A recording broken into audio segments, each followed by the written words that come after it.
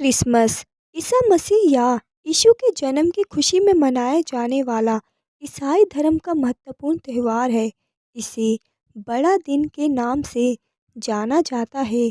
यह हर साल 25 दिसंबर को मनाया जाता है। क्रिसमस शब्द का जन्म क्राइस्ट मास से बना हुआ है। ऐसा माना जाता है कि 336 ईस्वी में रोम में सबसे पहला क्रिसमस डे मनाया गया था।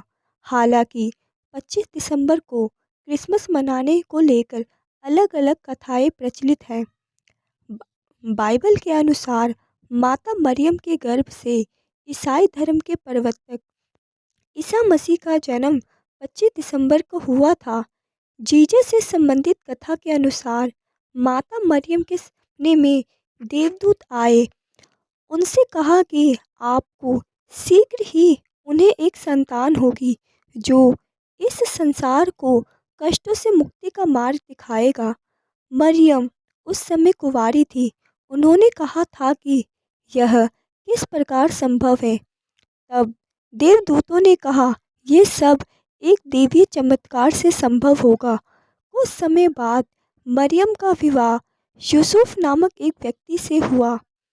एक बार जब वे बेतलहम जा रहे थे तो रास्ते में रात हो जाने पर एक अस्तबल में रुके। उसी रात जीसस का जन्म हुआ। उस रात आकाश में एक तारा बहुत चमक रहा था, जिससे लोगों को पता चल गया कि रोम के अत्याचारों से बचाने वाले मसीहा का जन्म हो गया है। माता मरियम के गर्भ से 25 मार्च से 9 महीने बाद 25 दिसंबर जब जीसस का जन्म हुआ, इसलिए भी 25 दिसंबर को क्रिसमस डे के रूप में मनाया जाता है। और 25 मार्च को ही जीसस की मृत्यु हुई थी। जीसस के जन्म के अवसर पर एक फर के पेड़ को सजाया जाता है, जिसे क्रिसमस ट्री कहा जाने लगा। इसके अलावा एक दूसरे को शुभकामना कार्ड भी देने की परंपरा है। सबसे पहला कार्ड 1842 में विलियम एंगले द्वारा भेजा गया था। आज इस पर्व की पहचान बन चुका है सांता क्लॉज। सांता क्लॉज की छवि एक गोल मटोल आदमी की है जो हमेशा लाल कपड़े पहनता है। सांता क्लॉज को लेकर कई कथाएं प्रचलित है। जैसे लोग मानते हैं कि चौथी शताब्दी में संत निकोलस, जो तुर्की के मायरा शहर के बिशप थे, वही असली सांता थे। उनका जन्म जीसस से लगभग 280 वर्ष बाद हुआ। उन्होंने जीवन भर जीसस की शिक्षाओं का पालन किया। एक प्रचलित कहानियों के अनुसार सेंट निकोलस ज़्यादातर चुपके से गरीब लोगों की मदद किया करते थे। उन्हें सीक्रेट गिफ्ट देकर खुश करने की कोशिश करते थे। एक दिन सेंट निकोलस को जब पता चला कि एक गरीब आदमी की 3 बेटियां हैं जिनकी शादियों के लिए उसके पास बिल्कुल भी पैसा नहीं है, ये बात जान निकोलस इस शख्स की मदद करने पहुंचे। एक रात वो इस आदमी के घर की छत में लगी चिमनी के पास पहुंचे और वहां से सोने से भरा बैग डाल दिया। उस दौरान इस सेठ ने अपना मोजा सुखाने के लिए चिमनी में लगा रखा था। इस मोजे में अचानक सोने से भरा बैग उसके घर में गिरा। ऐसा एक बार नहीं बल्कि 3 बार हुआ। आखिरी बार में इस आदमी ने निकोलस को देख लिया।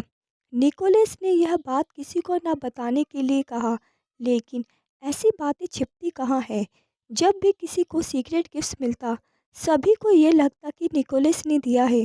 धीरे धीरे निकोलस की ये कहानियाँ पॉपुलर हो गई, क्योंकि क्रिसमस के दिन बच्चों को तोहफे देने की प्रथा रही है।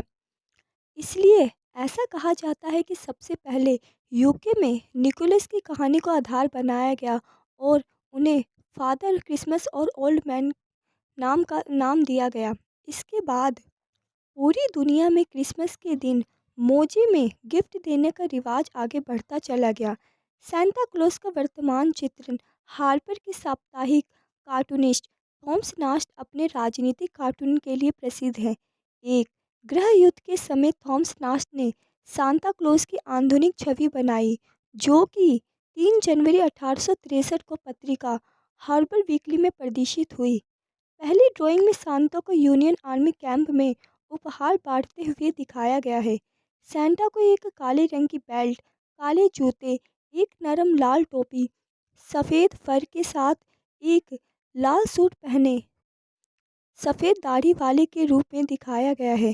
थॉमस नास्ट अपने राजनीतिक कार्टून्स के लिए प्रसिद्ध हैं। थॉमस नास्ट का जन्म 1840 में जनवरी में हुआ। थॉमस नास्ट एक कठोर संपादकीय कार्टूनिस्ट थे जो हर हफ्ते देश के समाचार पत्रों के लिए चित्र बनाते थे। उन्होंने गृह युद्ध के दौरान लिंकन का समर्थन किया। नास्ट ने पहले सांता 1821 के इस चित्रण की तरह दिखाया था। 1881 की छवि को मैरी ओल्ड सांता क्लॉज के रूप में जाना जाता है। थॉमस नास्ट के सांता चित्र हार्पर वीकली में 1886 तक दिखाई दिए।